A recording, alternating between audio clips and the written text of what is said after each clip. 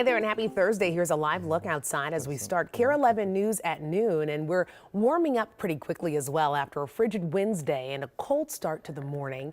Ben, just how warm could we get? Well, like you said, that cold snap that we saw that lasted all of a day and a half or so is now behind us. A little chill to the air right now, and I do think we're going to get to near 50 degrees for a high temperature today. Let's take a live look at temperatures right now. Most of us are back up above the freezing mark right now, 34 degrees. Notice how warm it is just to our south. Mankato's already in the mid 40s, and places along the I-90 corridor already closing in on 50 degrees. They are on the warm side of this warm frontal boundary that's just about to move through the Twin Cities, and as it does so, the wind will shift from the southeast to more of a south-southwesterly direction, and that's what's going to be responsible for our sizable warm-up today. Lots of sunshine, wind a little breezy from the south, and you can see temperatures grazing near 50 by this afternoon. And I think we're going to be at or warmer than 50 degrees every day through the weekend, with record heat likely both Saturday and Sunday. We'll talk more about precip chances that return by the end of the weekend, including some rain and, yes, even a little bit of snow coming up, Alexis. I mean, literally everything. A lot of things in the forecast. Thank you so much. Well, new information straight from the state capitol. Minnesota lawmakers have a larger budget surplus for the next year than what was originally predicted. Just hours ago, the Office of Management and Budget announced an expected surplus of $3.7 billion in the budget running through June 2025. Now, that's more than $1 billion higher than they had predicted back in December. One of the factors for the bump comes from higher than expected corporate profits, leading to more corporate tax revenues. Right now, the nation's second gentleman, Doug Emhoff, is in Minneapolis.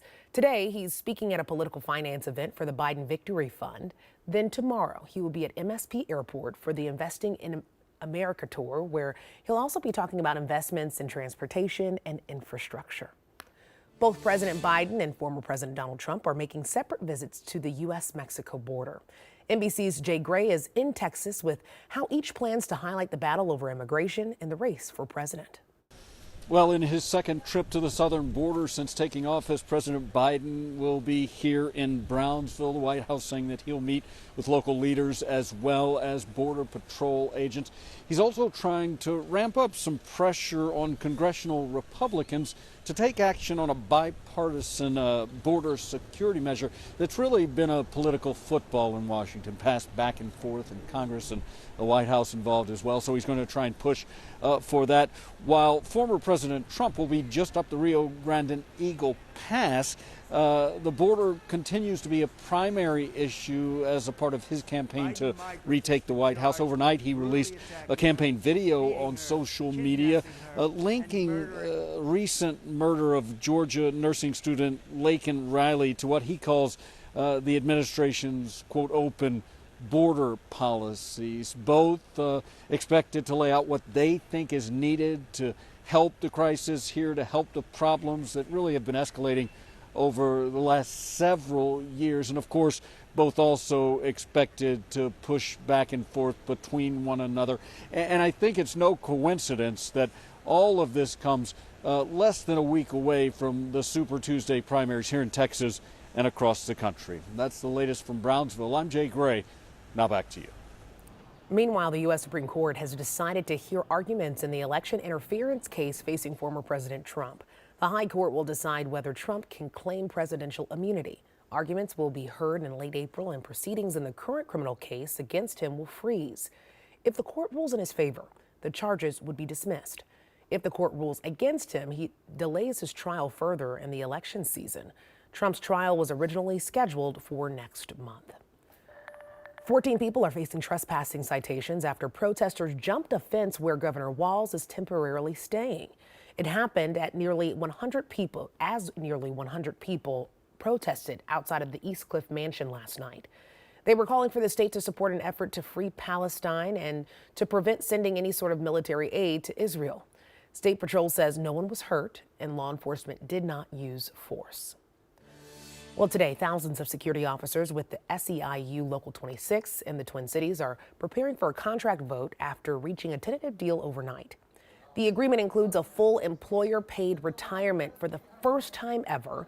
This comes less than 24 hours after hundreds of retail janitors with the union also reached a tentative deal. Their contract offers a 17% pay increase, a better health care plan, and more paid time off. A vote is set for later this week. Well, today is Leap Day, giving us an extra day of the year and an extra day to vote. Right now, a one-day event is underway at Higher Ground Catholic Charities in Minneapolis for anyone to vote in the presidential primary in Minnesota. You can still vote at the early voting center by mail or on Election Day this coming Tuesday.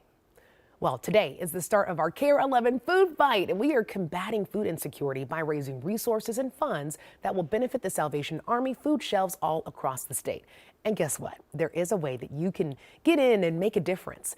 Pick a team, Randy, Julie, Belle, or Reggie, and make a donation at KARE11.com/give11. Help us raise resources and funds for this effort. On March 28th at KARE 11, we're doing a final collection day for monetary and food donations. And then all you have to do is just come and join us. You have until March 28th to help us make a difference.